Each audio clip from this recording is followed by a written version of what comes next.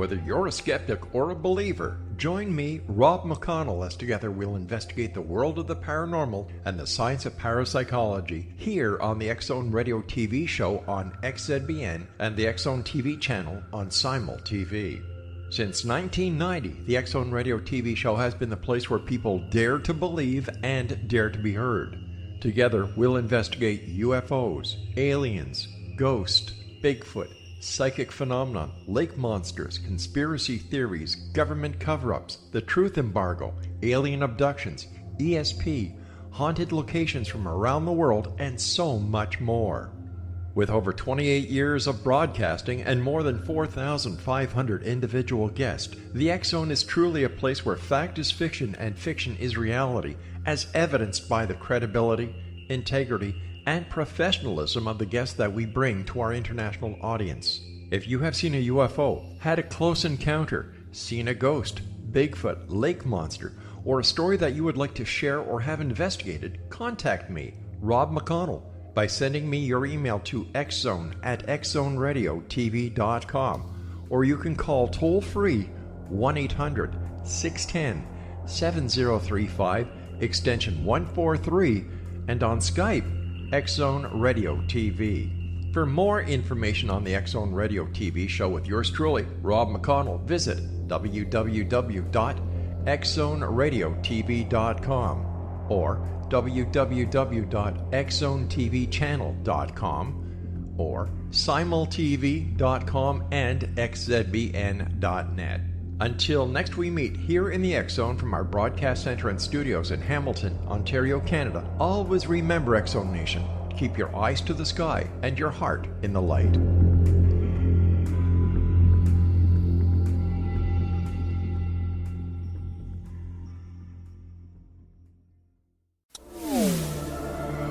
The X-Zone Radio Show with Rob McConnell is largely an opinion talk show.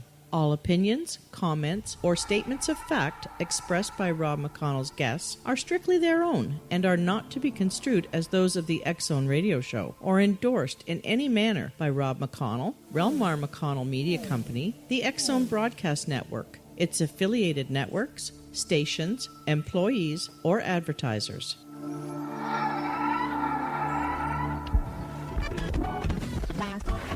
All Hit Radio.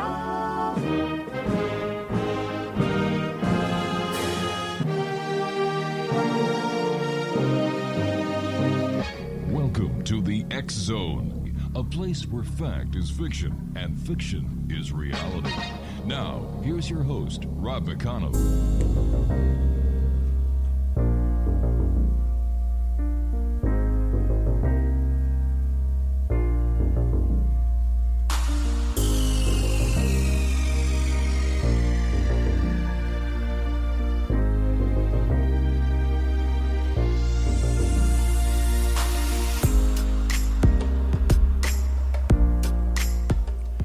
Welcome back to the X-Zone, everyone. I am Rob McConnell, and we're coming to you from our broadcast center and studios in Hamilton, Ontario, Canada.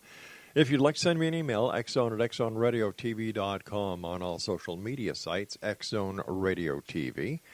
And for all the broadcasting and programming we have available for you 24/7, 365 on the X-Zone Broadcast Network, visit www.xzbn.net. And for the X-Zone TV show, well, this is where it gets a little complicated. On Simul TV, we are channel number 21, and that's www.simultv.com. But we're also on Jungo TV. We're also on Con TV. We're also on iLaunch throughout the United States and 50 other countries. And, of course, we're on, I just had it right there. Oh, Comcast. There you go. And every Tuesday at 9:30, right here in Hamilton on Cable 14. My guest this hour is Michel Deschamps. He's a former MUFON member and former provincial section director for Sudbury, Ontario. Since July 1974, he has had 27 separate UFO sightings, including 2 captured on video. He has appeared on numerous radio and television shows. And so joining me from the far north, where, according to Michel, just before we went on air, they are 14 inches short of a snowfall record in Sudbury, Ontario. Michel Deschamps. Michel, welcome to the X-Zone. Thanks, Rob. Kind of cold up there, eh? It's been cold, but it's very, very snowy. I mean, I don't think I've ever seen this much snow since at least the late 70s. Yeah. It's yeah. Michel, tell our listeners how you started getting involved with UFO. What was the catalyst for the work you do in UFOs? That's a question that's been asked repeatedly. Sometimes I'm not sure if it was the interest that came first or the sighting. I had a sighting when I was age 9, but then that sighting wasn't confirmed until many, many years later. But a few years after, well, actually the next year after that, when I turned age 10, I heard the term flying saucer for the first time, and I said to myself, I guess I may have found the topic that I want to study as in-depth as I possibly can. I was already involved in the paranormal. It seems that age 9 is a pivoting age for a lot of, whether you're a ghost investigator or UFO investigator or a Bigfoot investigator. It seems that age 9 is it seems to be the right age where everybody that seems to have gotten their start. And the sighting that I had when I was 9, it was a spherical metallic object hovering above treetop level. Now, you said that would it be fair to say that you started your journey because of your interest in the paranormal? Yeah. And what was it in the paranormal that got you so interested? Well, I came up with a lot of weird things that I would tell my mom, and my mom couldn't figure out where the hell it came from. I would say when I was young, I'd say I either wanted to be a priest or I wanted to be dead.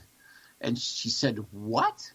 I says, "Yeah, because death is a transition between one life state to another. It's the greatest journey you could ever undertake." And I blurted this out at age 8 or 9, and at that time, also not long after, a TV show called Project UFO was on the air. Yeah. Like I said, I heard the term flying saucer, and I decided to specialize or mainly focus onto UFOs, but I also researched the Bermuda Triangle in depth, Virgin Mary apparition sightings, ghost sightings, Bigfoot, Loch Ness. I looked at everything since a very young age, but I decided to branch off into UFOs, not knowing that I was going to have that many sightings. Now, according to the information you sent us, you've had 27 separate UFO sightings. Yep. What do you attribute to the fact that you've had so many UFO sightings, and there are many people who have had none? First of all, I'm not a big sports fan, so I don't sit in front of the TV. I do watch a lot of TV shows and sci-fi. I grew up on sci-fi, as a matter of fact, ever since I saw the lunar landing live on television back in '69 when I was 5. And I don't watch sports. I'm not interested in anything but UFOs. And each time I would have a sighting, well, the sightings around here mostly, I think, are because of the mine sites. We had, well, I guess we're still considered the nickel capital of the world. But at one time, before they got bought out, we had the two large mining giants in the world. We had Falconbridge Limited and Inco. And a lot of the sightings seem to have gravitated around all the mine sites, not just here in Sudbury, but up in Timmins, Kirkland Lake, North Bay, of course, which is has a military base, or had a military base, an extensive one in the 50s. That is about almost 2 hours east of here. And so for different areas, it depends what the magnet is for UFOs. In Blind River, it's the nuclear refinery formerly known as the El Dorado Nuclear Refinery, but now it's called Systems Management Facility. Very, very nonchalant name for something that produces radioactive pellets for Chalk River and Deep River nuclear power plants. And so they have UFO sightings there because of that. And oddly enough, in Blind River, too, J. Allen Hynek had a camp there, has a camp. His family has a camp. And he actually had coined that area one of the primary hotspots of UFO sightings in Ontario, Lake de Borgne, Blind River area. Here in Sudbury, it's the mine sites. And there's been a lot of reported sightings. Actually, there was a sighting of a black triangular object not too long ago over Garson Mine, or the town of Garson, just about at the same time that a rock burst or an earthquake took place, about maybe 2.5 to 3 weeks ago now. Is it possible that that what you're actually witnessing up there are a lot of new military aircraft? No, there's no use for the military to be here. I've been seeing these things like way before even drones came into existence. And also during each sighting that I've had, which in appearance they all seem to be different, I would study the behavior, not just gawk at the sighting and say, "Ooh, wow, UFO." I would actually study the behavior because I knew at some point in time this would be a point of argument for people saying, well, how can you claim to be a self-trained or self-taught observer and know what the UFOs behave like? I knew it had to be something. I'm really meticulous when it comes to attention to detail, especially when it comes to UFOs. And so I studied each and every sighting in detail, watched how they moved, how they came into to my line of sight, how they left the area. And I'm pretty sure with my gut instincts that I'm right on the money. Military devices, we've seen, I've collected several pictures of what the different military drones that are in existence, whether they're water drones or air, air drones of any kind, whether they're shaped like small planes, unmanned small planes that actually go in really fast to take photographs over some enemy country and then come back. They seem to be typical. The usual drones, while they don't have any wings, but they wouldn't have the same flight characteristics as UFOs would have. And so it took a long time. It even took me the first 10 sightings I've had to realize that there was something really, really odd going on, and try to match it up against conventional aircraft or military aircraft. And since I grew up near the Sudbury airport, right, I familiarized myself pretty damn quick with what aircraft look like both in the daytime and at night, with the light configurations and all that. Now, the 27 different sightings that you've had to date, Michel, is there any, are there similarities? I mean, besides the fact that the craft can't be identified, but are there other similarities at time of day, type of day, weather, or is it all across the board? Most of my sightings I've had were oddly in the fall. Even the one landing physical trace case that I investigated had taken place in September, but I hadn't gotten there until the following June. All right, Michel, we're going to have a bit of a cliffhanger here because I have to take my first break. And Michel, is there a website where people can go and visit and learn more about you? Yes, www. I'll spell it out. N as in Normand, OUFORS.com. It stands for Northern Ontario UFO Research and Study, but it includes way more than just Northern Ontario. All right, we've got to go. Michel, please stand by. Michel Deschamps and I return on the other side of this break as we continue here in the X Zone from our broadcast center and studios in Hamilton, Ontario, Canada. I'm Rob McConnell. Don't go away.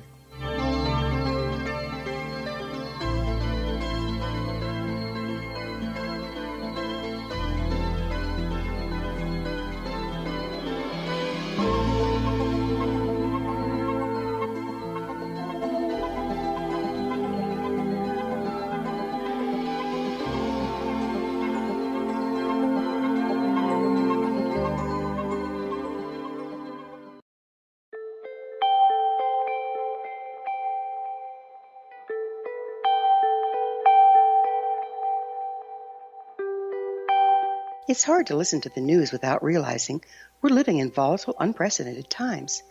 Yet never has there been such an opportunity to transform the human condition. As old structures fail, where can we find the guidance to co-create a better way? Find Your Path Home is an ever-evolving, leading-edge information, education, and healing resource center designed to support and guide you on your path to unity and enlightenment. Based on sound principles employed by shaman worldwide, we provide techniques that can support you through the current transitions, offering online shamanic classes, international long-distance shamanic healing sessions, complimentary Mission Evolution radio episodes and Stairway to Heaven TV vignettes, seminars, retreats, and much more. All of this can be found on findyourpathhome.com. So I was watching the X Zone TV channel last night when I was abducted by aliens, and they kept repeating to me over and over again, simultv.com, simultv.com. What's simultv.com? That's what I asked them. They had it written on the side of their UFO. How do you spell that? UFO. No, I mean simultv.com. simultv.com. simultv.com. Right. simultv.com. Interesting that you were abducted by aliens in a simultv.com UFO last night. Oh, yeah? Yeah. Now that you mention it, I remember now last night I was awakened from a deep sleep. My great-grandmother was standing there. She said she'd come from the hereafter to tell me about simultv.com. She even spelled it out for me. simultv.com, sonny boy. simultv.com. simultv.com, sonny boy. Wow. Yeah. Guys, you'll never guess what my psychic guru just told me. simultv.com. Exactly. Are you guys psychic too? Of course. We all know about simultv.com. simultv.com.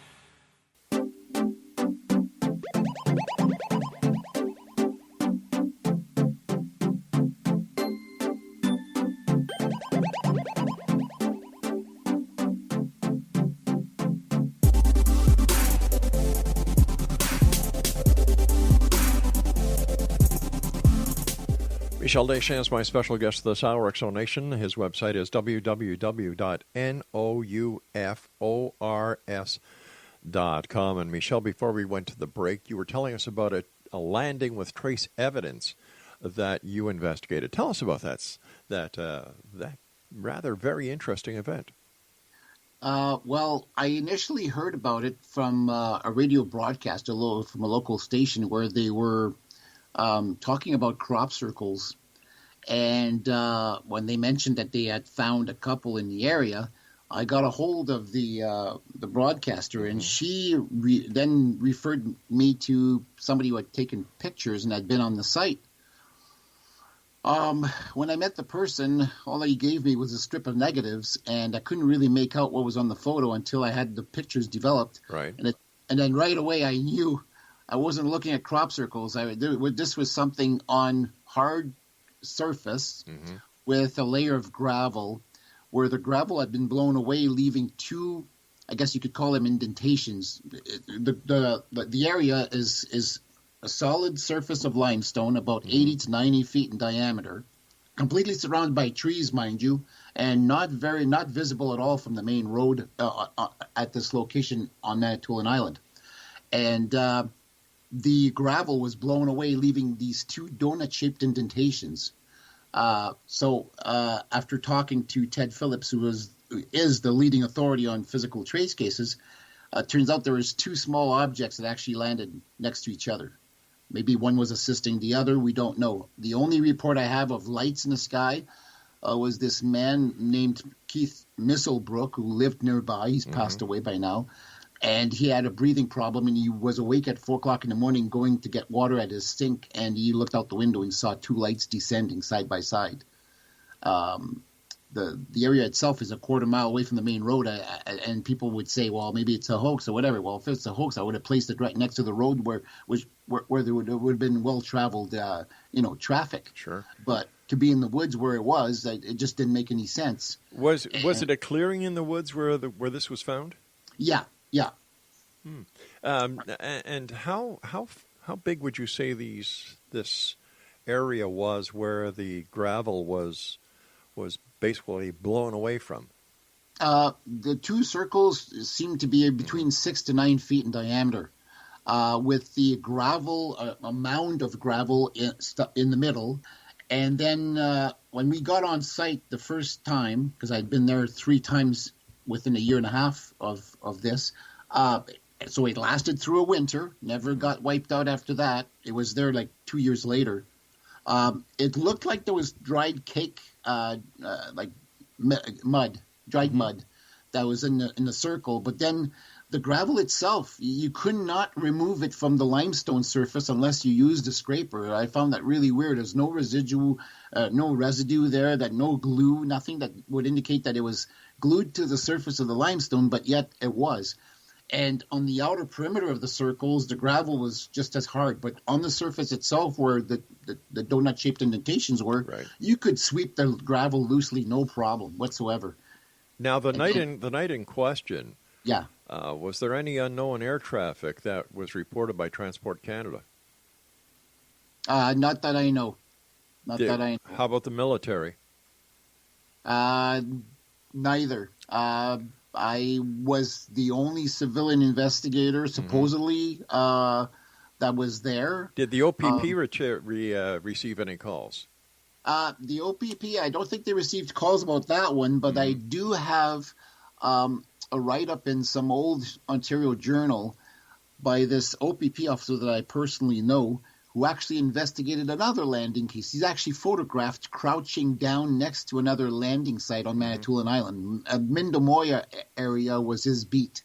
And I'm trying to get the story off of him because he's retired now. Sure. And I heard of another third location site that actually took place near Meldrum Bay at the most western end of the island, where 3 circles surrounded by 4 pod marks were found. All right, let's go back to this one that we're talking about, that the witness saw these lights descending into the woods. That was how far from the highway?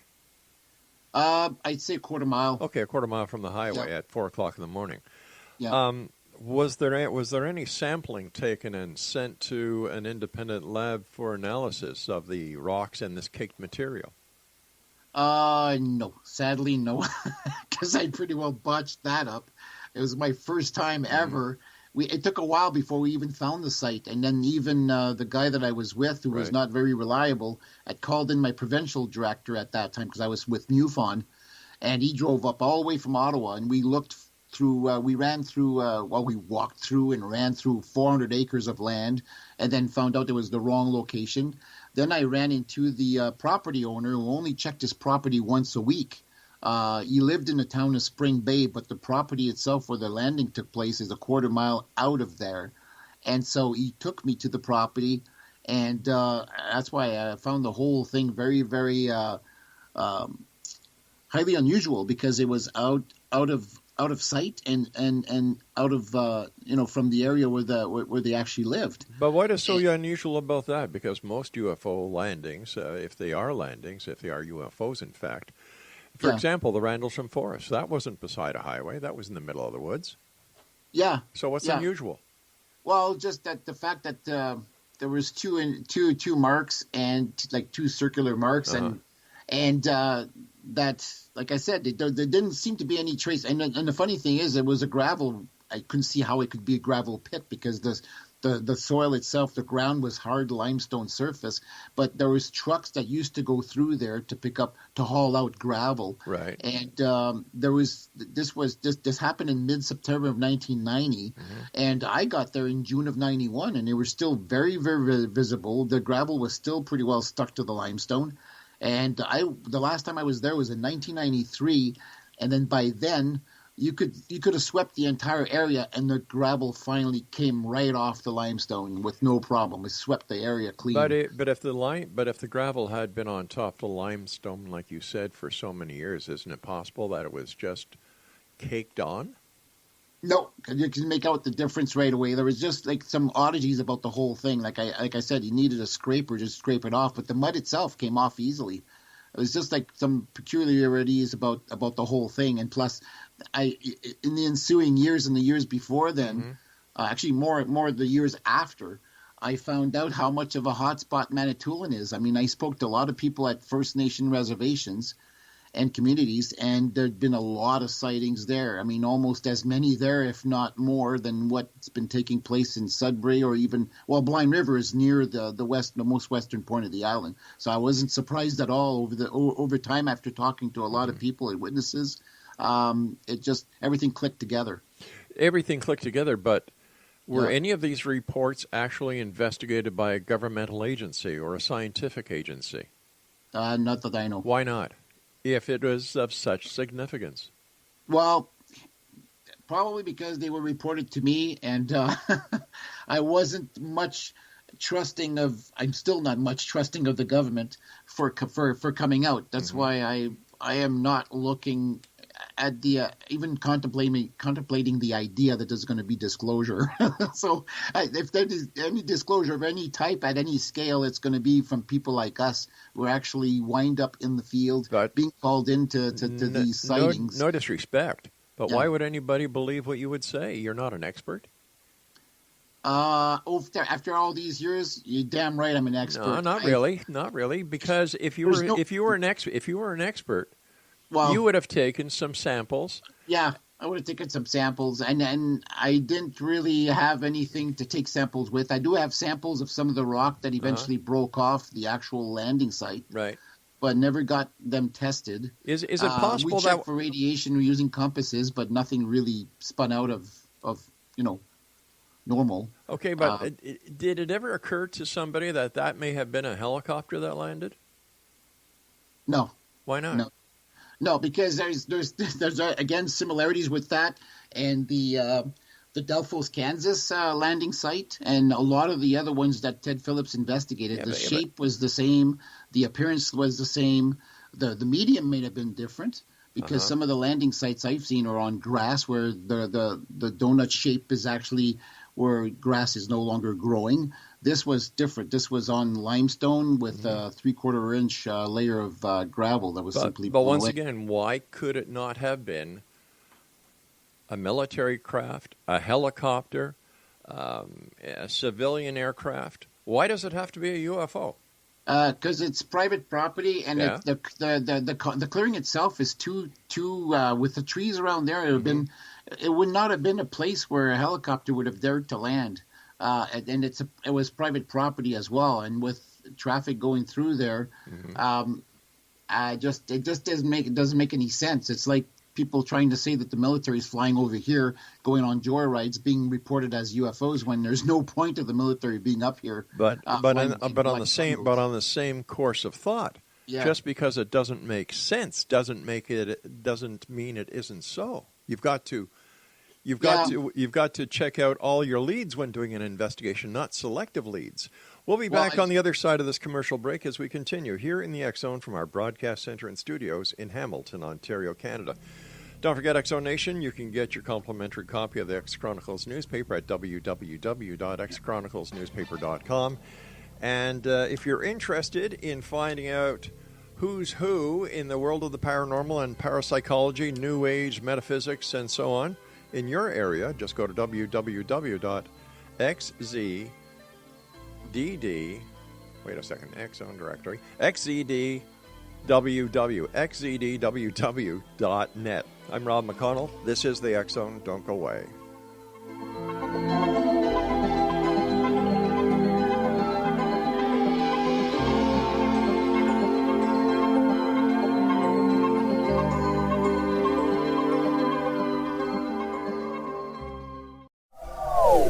They are here, and they've been here for thousands of years, making their presence known in the shadows. They might be seen by a lonely motorist on a deserted road late at night, or by a frightened and confused husband in the bedroom he is sharing with his wife. But who are they? What do they want? Why are they here? Perhaps most concerning, has the government been aware of their presence all along?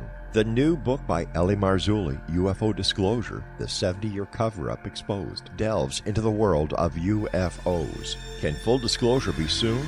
Order now and receive a free hour and 37-minute DVD on the UFO phenomenon. UFOs are real. Get both the book and the DVD, a $40 value, for only $19.99. To order your book and DVD today, go to lamarzulli.net. That's LAMARZULLI.net.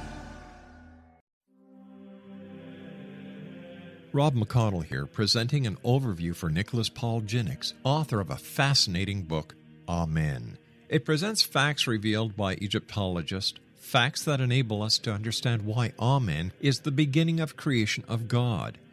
It provides recommendations for religious leaders of the major religions to unify their beliefs and teach the Word of God. Love one another. Amen informs people how mankind conceived God. It was the Egyptians that developed the concepts of a soul, a hereafter, and Son of God. And finally, after the worship of many gods, They conceived the belief in one universal God, the maker of all there is. For more information, visit www.futureofgodamen.com. That's www.futureofgodamen.com. You have heard of the X Zone? Now watch it on Simul TV, plus 500 video games, live TV channels, free video on demand, worldwide, and more. Does this sound like tomorrow's television? Well, it is, but you can have it today, right now. It is Simul TV. Simul TV offers what the others only wish they could provide. 15 exclusive channels like X Zone, sci-fi, and horror. We are worldwide. No other provider offers that. 500 built-in video games. No need to have an extra expensive system. We have them included. Free video on demand. Live streaming events from around the world. Interactive online network, and much more. Tomorrow's TV today. Simul TV. Sound too good to be true? Well, it's not. You can have Simul TV today. Sign up at simultv.com. Do it today.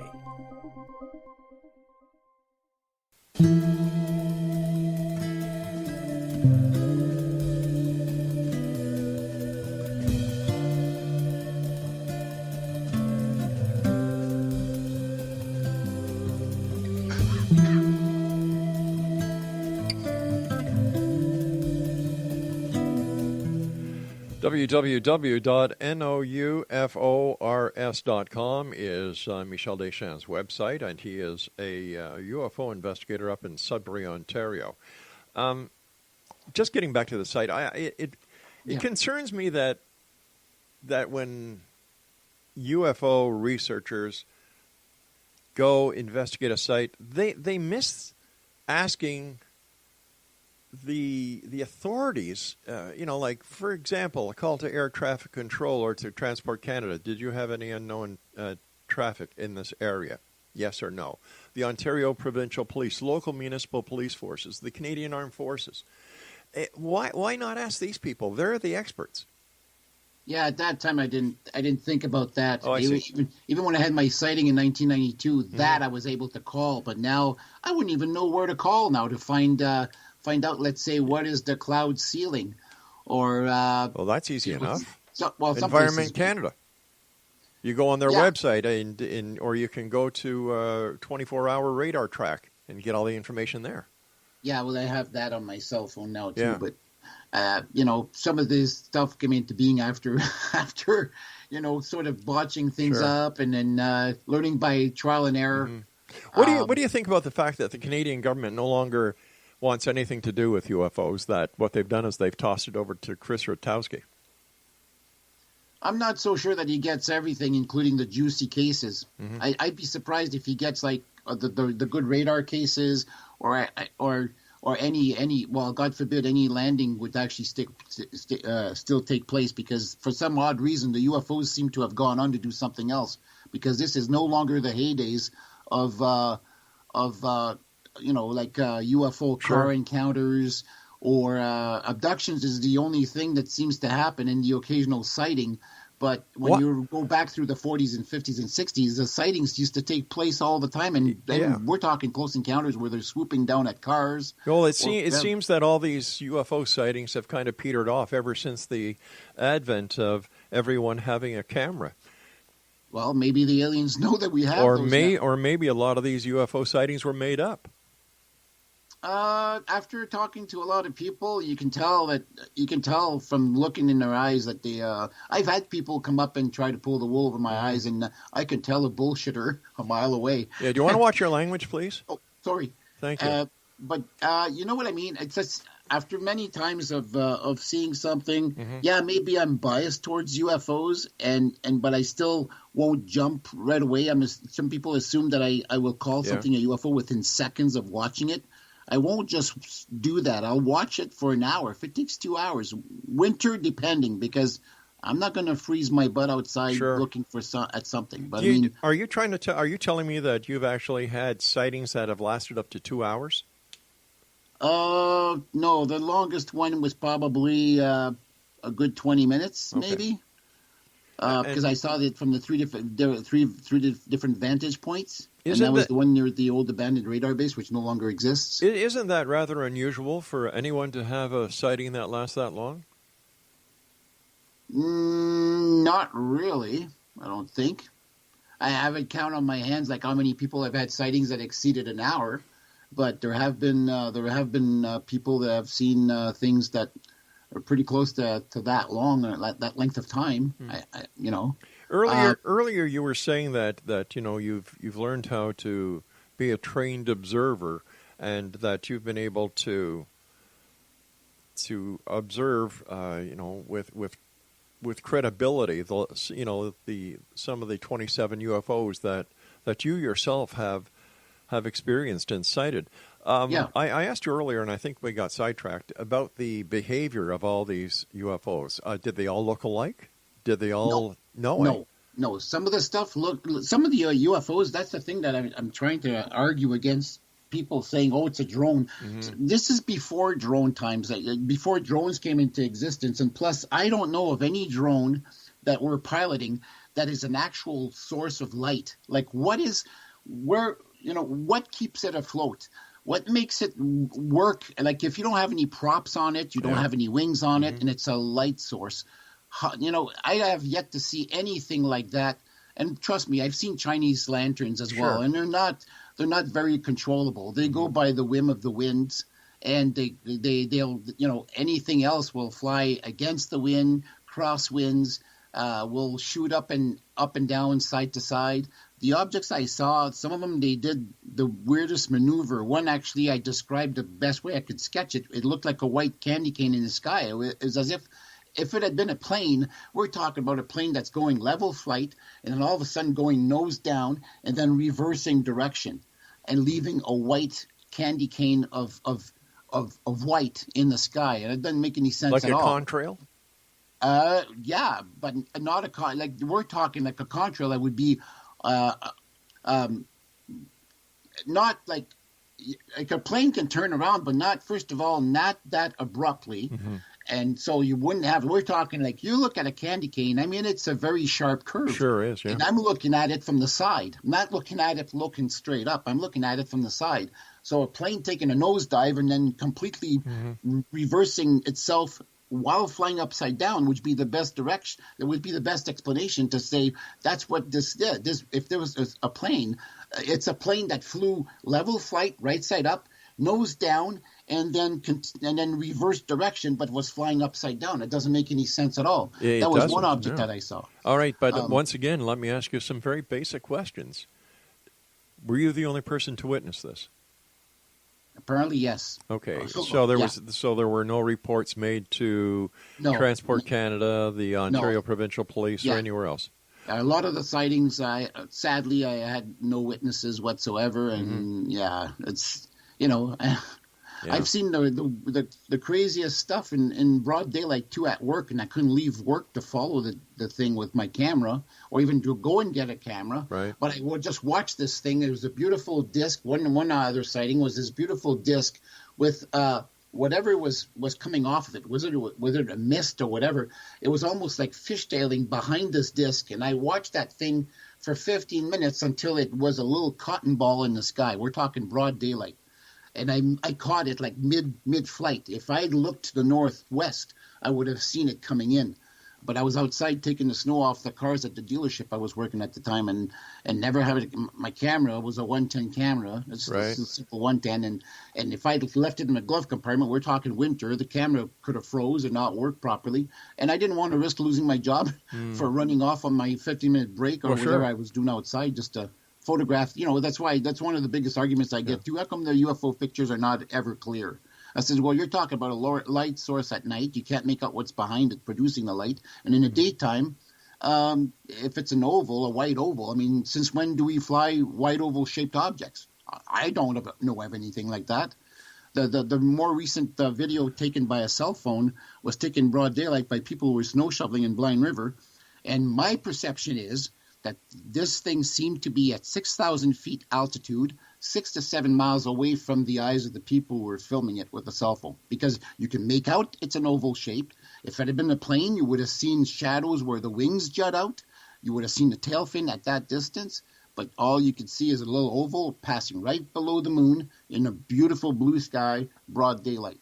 And that's my assumption. Maybe people will accuse me, well, how can you be sure it's not at 20,000 feet? Well, first of all, you're looking almost horizontally. You're not looking straight up. I've seen planes at 35,000 feet. I've seen planes at 29,000 feet. And I've seen planes at 6,000 feet. And I photographed all of them to show the difference of what they look like in comparison to these UFOs that some people occasionally get a good shot of.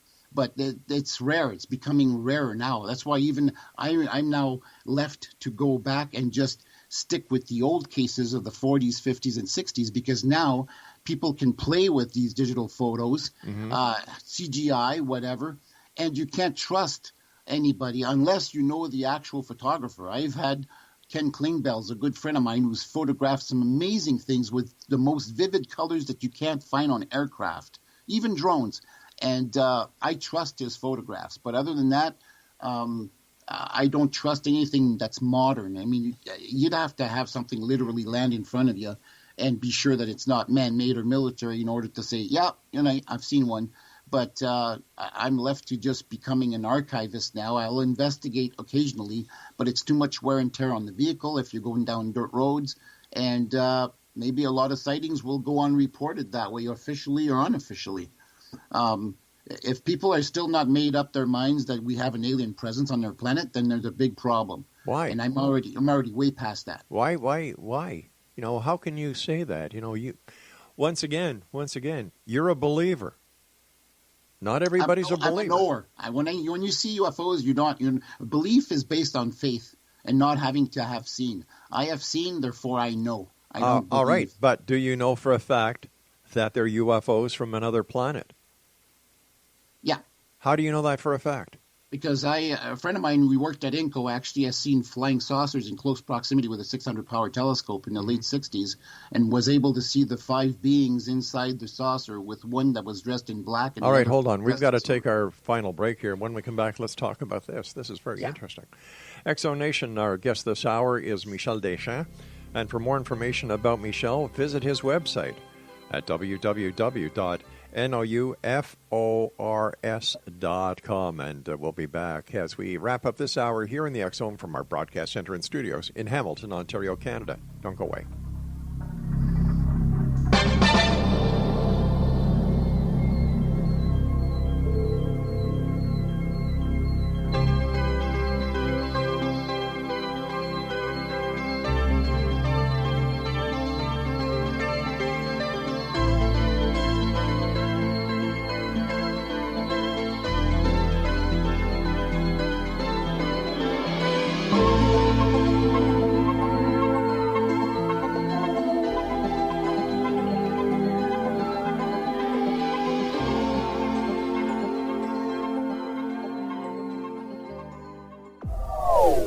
They are here, and they've been here for thousands of years, making their presence known in the shadows. They might be seen by a lonely motorist on a deserted road late at night, or by a frightened and confused husband in the bedroom he is sharing with his wife. But who are they? What do they want? Why are they here? Perhaps most concerning, has the government been aware of their presence all along? The new book by L.A. Marzulli, UFO Disclosure, the 70-year cover-up exposed, delves into the world of UFOs. Can full disclosure be soon? Order now and receive a free hour and 37-minute DVD on the UFO phenomenon. UFOs are real. Get both the book and the DVD, a $40 value, for only $19.99. To order your book and DVD today, go to lamarzulli.net. That's LAMARZULLI.net.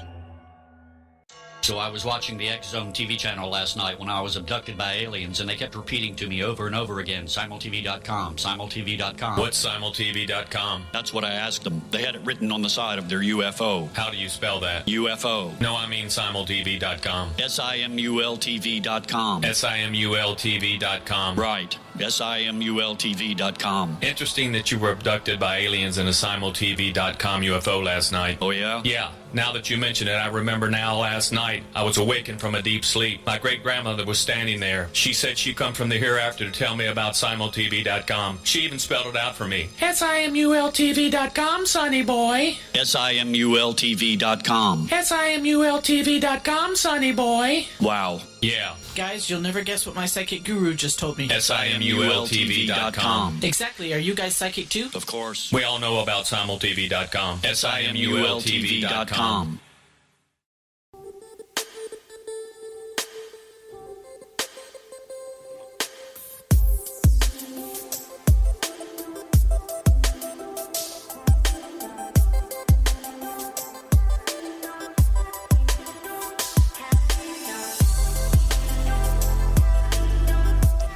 Welcome back, everyone. Michel Deschamps, our guest for this hour, www.noufors.com. Now, Michel, take us through, and take your time doing this, of this last sighting that we were talking about, that you actually looked through a 600-power telescope and saw 5 occupants of a UFO. Take us through that. No, that wasn't my sighting. Oh, I see. Yeah, but the recording of this man's multiple first-hand, second-hand, and third-hand stories. He was a tradesperson, a master welder at Inco. Okay. Those audio files are on my website, on my audio clips page. Mm-hmm. And he's the first one posted there. You see his picture right there. His name is Don Campbell. Oh, okay. He's now 82 years old. All right, but tell us about the story. I thought that you said that you had seen the UFO and the 5 occupants. I'm sorry, that was my mistake then. But once again, how do you know for a fact that the UFOs that you have seen and are seeing are from another planet?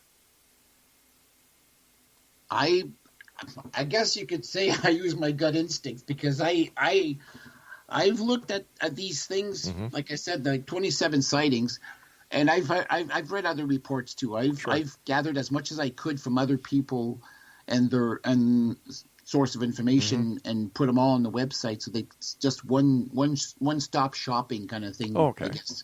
And the thing is, it's like there's too much arguing backwards and forwards. If we're still stuck in 2019 and deciding whether or not we're being visited, I've got 85 plus one photograph of aliens that were seen that were not part of the abduction phenomena. And I've had to separate those from the ones that are the repeat offenders, as I call them, the ones that are always seen and reported by the abductees themselves. It's to show that there's at least the U.S. military says they've classified 52 species. I've classified 85 plus one. Wait a sec. Hold on here. Yeah. Who in the U.S. military has ever said on the record that there are any species of extraterrestrials?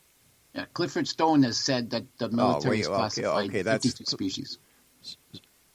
Just because he says it doesn't mean it's true. Well, I've got sketches of 85 species, so whether they're being cataloged by the military, I don't know. All right, but once again, it all comes down to credibility. This entire UFO scenario comes down to credibility. What you want to believe, what is fact. Now, just because somebody draws a sketch of an extraterrestrial and says, "Hey, Michel, I was abducted by this kind of person," do you just take that and say, okay, yeah, we'll add this to the pile? Isn't that what they always do?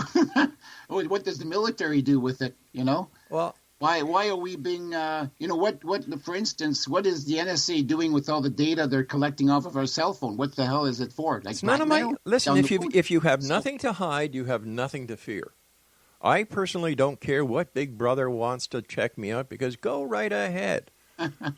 Like everybody gets upset because this person has this information, this person has this information. They are getting it through nefarious means. Well, as soon as you go to the gas station and you buy gas with either your credit card or your debit card, there's a record. There's a record because of a passport. You've got a record because of your OHIP card, your driver's license, and the list goes on and on and on and on. Big deal. If you've got nothing to hide from anyone, you've got nothing to fear. When I start hearing people say, well, you know, Big Brother's this, that, and the other thing, to me that raises a red flag, because what are you hiding? What don't you want people to know? So this is getting back to the UFO scenario. Yeah. Where a lot of people are making a lot of claims that they cannot substantiate. And like you yourself have said, UFO sightings are down. Mainstream media laughs at UFO reports. This entire thing with Tic Tac. Yeah. You know, that once again, this is something that is laughable. And yet there are those people out there who believe in their heart of hearts, for some unknown reason, that it's a spacecraft from another planet. Oh, because of the way it behaved. Yep. Look at the timeline of when this video came out. The video was released by the military after the Russians said they had a hypersonic weapon that could easily be undetected by the U.S. government and the U.S. forces. All of a sudden, the military releases this Tic Tac footage, which many members of the military have said on and off the record that it is our very own hypersonic weapon, hypersonic vehicle. Just as much to say to the Russians, ha, we've got one too, so there you go. But why does everybody put any advancement that is in the favor of peace, in the favor of equaling the playing field when it comes to military tactics, that it has to be something to do with aliens? You know, they talk about reverse engineering. They talk about, and the list goes on. And then you've got people like Bob Salas, who's, you know, touting how the extraterrestrials or the UFOs destabilized the weaponry at, where was it, Maelstrom? 10 to 20 missiles. Yeah, but you know, he doesn't tell the other side of the story, where the co-commander sitting beside him, when he first heard about what Salas was saying, said, what the hell is he talking about? That never happened. So where does the public believe? Where do we put our faith? Do we put our faith in a bunch of people who have been caught lying, or do we put our faith in the people who are protecting us? That's the question. It comes to a point of credibility.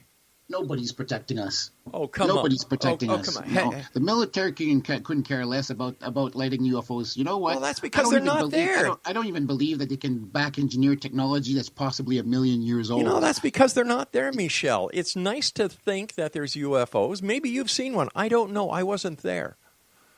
You know? But I'm telling you, when push comes to shove, what are you going to do? Call for an alien? Or you're going to call the military, you're going to call the police, you're going to call for help. Because as sure as God is my judge in heaven, there's no codes like 911 to call an alien, but there is for the police, there is for first responders, and God forbid, in case of an attack, the military would be there for us. So once again, the question is, where do you put your faith? Do you put it in something that very few see?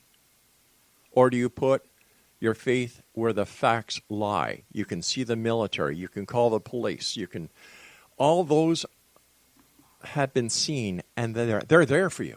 They're there for you. They don't care what time of day it is or night or where you are. They'll be there to help you once that call comes in. So my question is, who do you believe? Do you believe that there's extraterrestrials out there? And if they're out there, what are they here for? Maybe they're nefarious too. Who knows? Or do you believe? I don't see any signs. You know, my belief is, and it ties in with the abduction phenomena. I believe that one or two of the species actually had their hands in our creation, that they tweaked us over time. Virgin Mary was artificially inseminated. Jesus was one of theirs. And and I'm not the only one who thinks this. People are coming around to the same idea. And the fact that the abductions is a means by which they are monitoring our development as we go along, as we evolve. And they are always here. I believe there's a base on the far side of the moon. It's a perfect duck blind for them to keep watch instead of traveling back and forth to wherever they're from. It doesn't make any sense to me that they'll be traveling back and forth, come here, mutilate a few other cows, go back 1,000,000 miles away when they could be close by. There's bases underwater. If they're so smart, and if they can travel all this distance, why in the name of God would they need to keep on mutilating cows? Wouldn't one cow do? Oh, come on, let's go. I think it's something to do with genetic material. God forbid if they start eating cows just like we eat cows. I mean, I don't argue against people killing animals to feed themselves, but I have doubts that they actually have the same need for nutrients, the same kind of nutrients that we do. I mean, who knows what it's all about? That's why we don't have so many answers. That's why we're doing research. If we had all the answers, like as to where the aliens are from, where do they call themselves on their own planet, what are they called as a civilization? Half of our job would be done. Half of our research would be done. If this is such a pressing issue, how come there's not more members of the scientific community involved in this? Why is it only the amateurs? Because the scientists have spent years going to school to know what they've come to know. It'd be like those astrophysicists like Jill Tarter and Seth Shorshak, who just don't want to have this stuff become real. Because wait a sec. Seth Shostak. Whoa. Yeah. Seth Shostak from SETI. He's working with an organization that is seeking the search for extraterrestrials. Right? That's what SETI does. It's a waste of time. How do you know it's a waste of time? Because UFOs are not using signals. They're coming here with their vehicles. They're that advanced. They don't use radio signals. They're not at our level. There's probably some that are developing at our level, but not to say that they're actually going to use radio signals to contact us. Hey, Michel, I hate to do this, but our time is up. I want to thank you so much for joining us. I guess there's not a lot to do up in northern Ontario. 27 sightings. He's convinced that UFOs are real. He doesn't check with air traffic control. He doesn't check with the police, doesn't check with the military. I guess he doesn't check with anybody who could actually say, you know what? You're wrong. I know we got a little testy when I started pushing him. And you know what? Too bad. Just too bad. I want to believe. I really do. But I don't know. It's cold up there in them there hills. We'll be back on the other side of this break. Don't go away.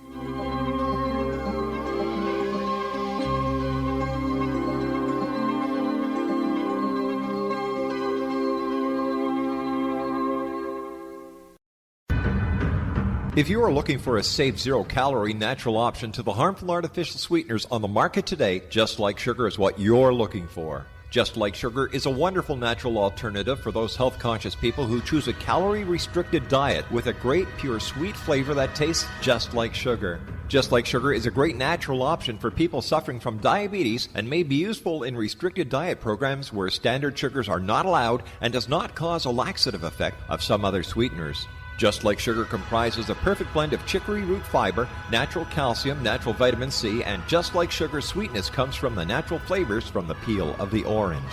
Just Like Sugar is a natural alternative to harmful artificial sweeteners and will change the way that you believe all natural sweetener products taste. Just Like Sugar is available at your local Whole Foods markets, Wild Oats markets, Henry's, Sun Harvest, and many other fine natural food stores in the U.S., Canada, and worldwide. They are here, and they've been here for thousands of years, making their presence known in the shadows. They might be seen by a lonely motorist on a deserted road late at night, or by a frightened and confused husband in the bedroom he is sharing with his wife. But who are they? What do they want? Why are they here? Perhaps most concerning, has the government been aware of their presence all along? The new book by Ellie Marzulli, UFO Disclosure, the 70-year cover-up exposed, delves into the world of UFOs. Can full disclosure be soon? Order now and receive a free hour and 37-minute DVD on the UFO phenomenon. UFOs are real. Get both the book and the DVD, a $40 value, for only $19.99. To order your book and DVD today, go to lamarzulli.net. That's LAMARZULLI.net. You have heard of the X Zone? Now watch it on Simul TV, plus 500 video games, live TV channels, free video on demand, worldwide, and more. Does this sound like tomorrow's television? Well, it is, but you can have it today, right now. It is Simul TV. Simul TV offers what the others only wish they could provide. 15 exclusive channels like X Zone, sci-fi, and horror. We are worldwide. No other provider offers that. 500 built-in video games. No need to have an extra expensive system. We have them included. Free video on demand. Live streaming events from around the world. Interactive online network, and much more. Tomorrow's TV today. Simul TV. Sound too good to be true? Well, it's not. You can have Simul TV today. Sign up at simultv.com. Do it today.